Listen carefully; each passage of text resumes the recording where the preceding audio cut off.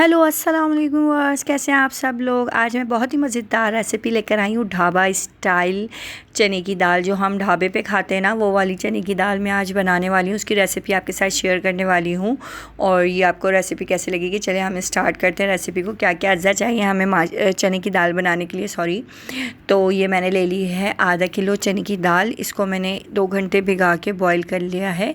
एक कनी पे मैंने इसको उतार लिया, ये पूरी नहीं गली हुई है, एक कनी पे मैंने इसको उतार लिया है।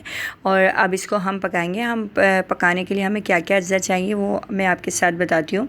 3 अदद मैंने बड़े टमाटर ले लिए और 3 अदद ही मैंने प्याज ले ली है और कुछ मैंने हरी मिर्च ले लिए, हरा धनिया ले लिया है और मैंने ये 1 खाने का चम्मच कुटी हुई लाल मिर्च, 1 खाने का चम्मच ज़ीरा, एक आधा खाने का चम्मच गरम मसाला, 1 खाने का चम्मच धनिया पाउडर, 1 खाने का चम्मच हल्दी पाउडर, 1 खाने का चम्मच नमक हस्बे ज़रूरत और 2 खाने के चम्मच मैंने ले लिया अदरक लहसुन का पेस्ट।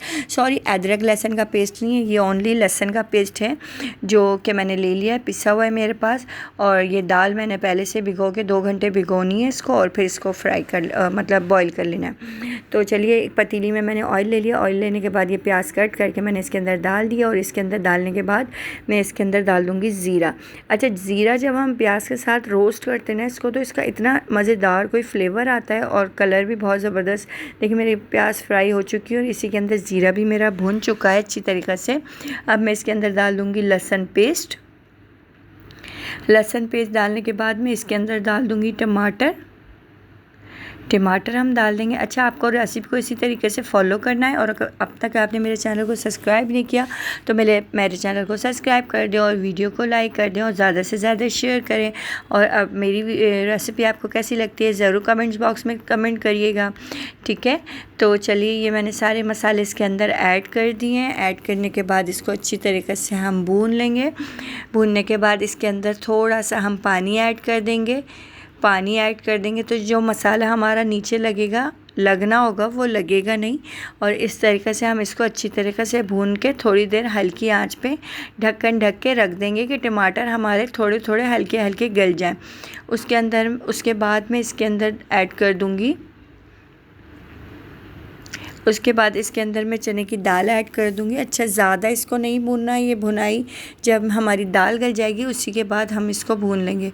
अच्छा, देखें मेरे टमाटर तकरीबन गल चुके हैं और गलने के बाद अब इसके अंदर मैं दाल ऐड कर दूंगी। चने की जो दाल है वो ढाबा स्टाइल जो बनाते हैं उनके पास बॉईल हुई रखी हुई होती है और वो मसाला फ़ौरन से रेडी करके उसको दाल उसके अंदर डाल के और उसको भून लेते हैं और हमें इतनी मज़े की लगती है ना वो गरम गरम ढाबा स्टाइल चने की दाल। अच्छा, 1 कप मैंने इसके अंदर पानी ऐड कर दिया है और इसको अब ढक देंगे हम जब तक ये हमारी दाल गल जाएगी।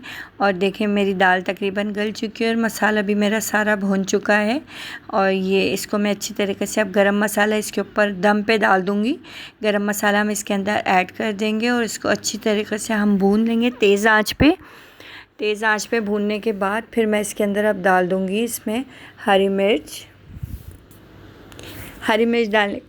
डालने के बाद ये मेरी ढाबा स्टाइल चने की दाल रेडी है। और चलें अब इसको डिश आउट करके मैं दिखाती हूँ आपको कैसी लगेगी। मेरी रेसिपी कैसी लगी है मुझे ज़रूर कमेंट्स करके बताया करें और अपनी बहुत सारी दुआओं में मुझे याद रखें। और मिलते हैं एक नई रेसिपी में, एक नई वीडियो में, एक नए दिन के साथ। जब तक के लिए अपनी बहुत सारी दुआओं में मुझे याद रखिएगा। अल्लाह हाफ़िज़।